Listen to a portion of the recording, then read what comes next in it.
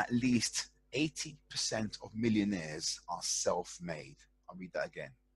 At least 80% of millionaires are self-made. That is, they started with nothing but ambition and energy, the same way most of us start, according to Brian Tracy. Now, I want you to pause on that statement for a second. What he's basically saying is that if you have ambition and energy, and obviously some intelligence, there is nothing stopping you. There is nothing stopping you. If that's your ambition, go and do it. If you have youngsters, let me tell you the ones to spot. If you want to find a future high-performing person, look for someone who's ambitious, intelligent, but look for someone who's sporty. The kind of people who are full of energy. The ones who maybe were in the track team for athletics, but just are really sporty people, because the energy will be high.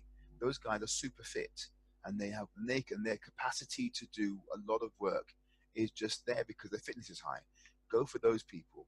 Plus, the ones ambitious, they need to be ambitious, and they need to basically be intelligent. If you have that combination, you can back those youngsters because they're going to go somewhere. Now, here's something I want to bring to your attention. I forget his name, so please forgive me on this one. But he was associated with the coining of the term epigenetics. And I was listening to him, and he was basically commenting that Robert Kiyosaki is on the money in terms of his analysis of how rich people and poor people achieve results in terms of financial performance. And what he was saying is that rich people teach their children how to be rich just by being around them, just by having the vocabulary and talking about certain things, making them focus on certain things. They will automatically be programmed to be rich.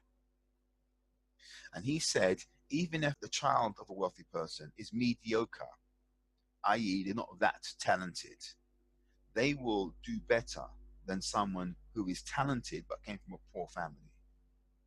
They will, on average, do better, because he was saying that they will just do the right things by accident because they've been programmed to do the right things.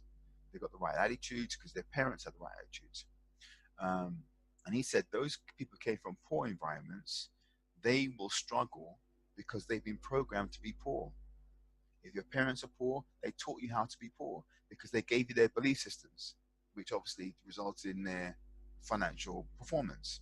Okay, now that sounds a bit harsh, but what he's basically saying is this: if you are an adult, there are two ways to actually reprogram your brain so that you end up having the software of a wealthy person. Two ways. One, you do it through hypnosis. So you hypnotize yourself and you plant the relevant programming onto your subconscious mind, because we are driven by our subconscious. Our behaviors are basically unconscious or subconscious, and we're going to run those programs on automatic pilots, right? And unless you examine what's inside your own head, you are going to be running a program that you did not put there. It was put there by your family, it was put there by the school, the teachers, what expectations were expected of you, etc., etc., etc. These were things that you did not put there. So if you want to buck a trend of your past, you have to actually do something specific. I said there were two ways. One, you basically, through hypnosis, implant that success ideology, let's say, onto your subconscious brain, and then it will run the program in the background like it was always there. That's one way. The second way is repetition.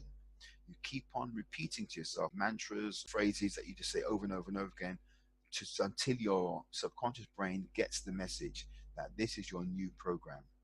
So you either do it through repetition or you do it through hypnosis. And I'm saying this to you: if you don't get your subconscious mind sorted, you are going to sabotage yourself at some point in the future, because your subconscious mind is going to be uncomfortable with you taking it away from where it's been programmed to go.